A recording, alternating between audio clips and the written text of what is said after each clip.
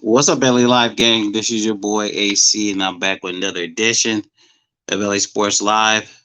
As you guys come to the video, do me a favor, go ahead and hit that like button. It really helps the channel out, and I really appreciate it. And if you're new to the channel, if you just found a brother, go ahead and subscribe. And while you're at it, make sure you hit that notification bell so you'll be notified every day when we drop new videos here on YouTube. Now, you guys see that thumbnail. You see the title, the Lakers off of a fresh, a nice beat down last night. We finally seen an impressive victory by the Lakers, a domination in that second half, and they destroyed the Sacramento Queens last night. And I saw something happen last night, man. I pretty much missed the first half. But I did go back and watch it after the fact. I watched it this morning, the first half. But anyway, there's something that happened, man. There's something that happened in that first quarter that I think is noteworthy, and I think is something to look at going further. Now, you guys see the thumbnail, you see the title, Damian Jones. Damian Jones is, I think, he's a player that I think Rob Pelinka and the Lakers regret letting go. We had him last season on two 10-day contracts. I believe he did hurt himself one game. He missed a game or two, but he came back. And Damian Jones was very solid. They picked him up from the Phoenix Suns, but his time with the Lakers, he was very solid. Young guy, athletic, can jump out of the ceiling, and the Lakers could really use a good young athletic big right now. Now, that kind of ties into the point I was making for this video. Of course, it would be nice. I don't understand why Sacramento, because I know the Lakers were looking at him. I don't know this offseason, but Sacramento signed him, but they don't hardly play him. They don't hardly play him, bro, at all. And it's a trip how you have certain players was riding the bench on another team, but another team could really use him. And the Lakers started him when they got him, but they made a mistake by not bringing them back after the second 10-day contract because they were looking to get Andre Drummond. So anyway, that's water under the bridge. We know what happened in that situation. But look at this thing that I ran across. I'm gonna show this video. Look at this thing that transpired in the first quarter, and when Vogel pulled DeAndre Jordan out of the game early in the game. Look at this, and you guys tell me what you think about it. Concert, obviously not with the officials. And we never do think now with him. Lakers shot 50% in back-to-back games. First time they've done that in over a month. So the offense in sync. AD.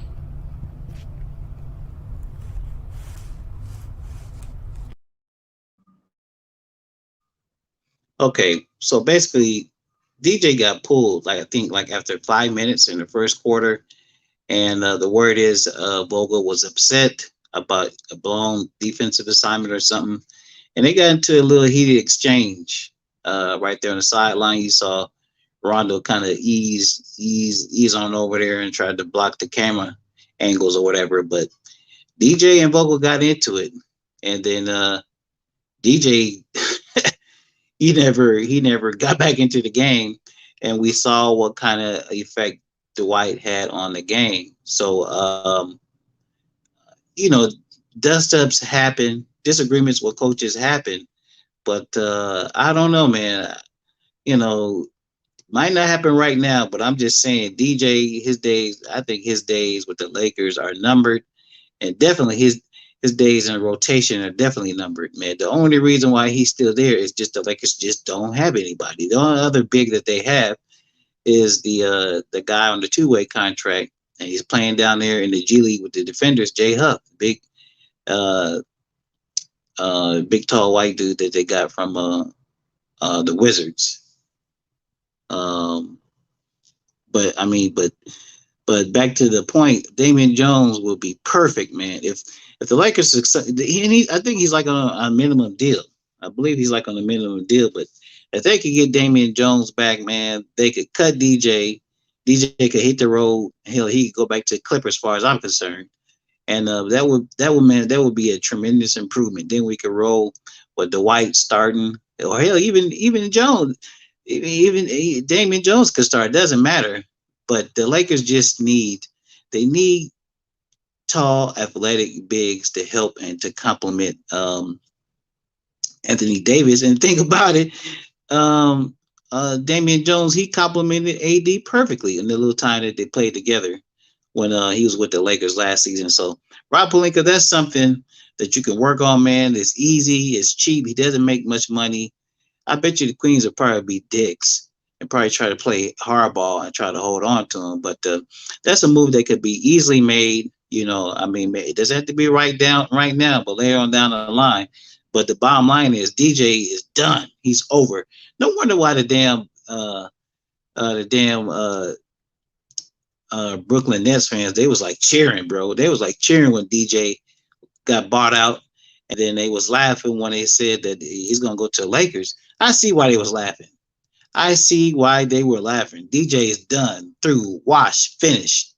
He'll never be able to have an effect on a game defensively like Dwight had yesterday, specifically in that third and fourth quarter for the Lakers.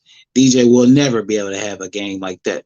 He might have two little games. He might have little games here and there where he blocks some shots or whatever. But man, it's over. The Lakers need an infusion of young legs and a big fresh with young legs would be a welcome addition to the Lakers, and that's a guy right there I have identified that would be a tremendous help for the Lakers.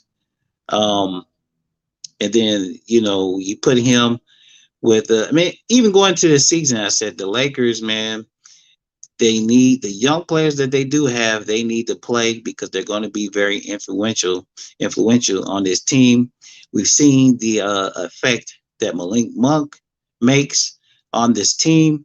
His defense is getting better, so you really can't complain about that. But Malik Monk and when THT came back, they were making very good contributions. And I know a lot of people are kind of off of THT because of his performance of late, and I'm not ready to say that I'm ready to trade THT, but THT he's got to progress, man. He's got to learn how to be effective and how to perform. Doesn't matter who's playing. Doesn't matter if Russ is on the floor, LeBron or AD or whoever. Doesn't matter. Monk, he don't give a damn. Monk can and will go out and get his. It doesn't matter who's on the floor. And you see there, Russ will give it up to him. Russ will pass it to him. When he's cooking, Russ will pass it to him, man. So anyway, I don't know that they have that confidence in THT yet. And by default, THT, he's making money. So basically, he's about the only piece, with the exception of Kendrick Nunn, who hasn't even played yet. But he's about the only piece they could trade to get some decent. So I don't know, man. I don't know. I hate to see THT fall by the wayside. I really like to hate to see that, but at this point, we're waiting for THT to evolve to a type of player, to evolve to a position where Malik Monk is already at, man. Malik Monk is already at, and of course Malik Monk is already a much better jump shooter, and much better 3-pointer threat, long 3-pointer threat. And THT hasn't even got to that point yet, man. So I don't know. I would love to keep them all and cultivate them all. And plus Monk is going to be a free agent. He's only on a 1-year deal, man. So he's going for it. That may be another thing that plays a part into it. Malik Monk's just on a 1-year vet minimum deal. So, I mean, whenever he gets the opportunity, he's going for it. But if you got to choose between the two, you know who the easy choice is. And then we'll worry about free agency and all that kind of stuff when the season's over. If either one of them are even still on the team at that point. But right now, to be quite honest with you, she is striving to get to a point where Malik Monk is already at, man. So I don't know, not looking good, but with the situation with Braun being in protocol and beside and touching on that real quick, there's no need for alarm, guys. No need for alarm with LeBron James. Uh, he's in COVID protocol, but look, if you look at the schedule, even if he misses 10 days, he will only miss 5 games. So relax. And besides that, look, if you got Anthony Davis, you got Russell Westbrook, the time for excuses and all that kind of crap is over. It's over with, done. Whoever's there needs to play. As the old cliche said, goes next man up. And the Lakers need to not even need to be thinking about LeBron James, other than hope he gets well, hope he doesn't get too sick or whatever, and then he can come on back, and then we can get rolling. But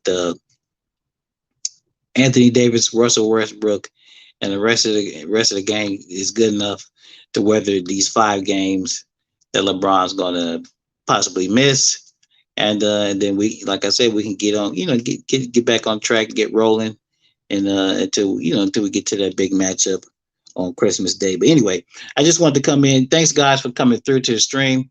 I just want to drop this little video real quick, man. The Lakers, they do need another young athletic big, and then we can get rid of DJ. Cause DJ, man, look. You can look at it. He doesn't fit. Too old, too slow. Too old, too slow. Anyway, you guys tell me what you think about it in comments below. If you're new to the channel, make sure you hit that subscribe button, man. Come on, dog. I'm like 30 away. Come on.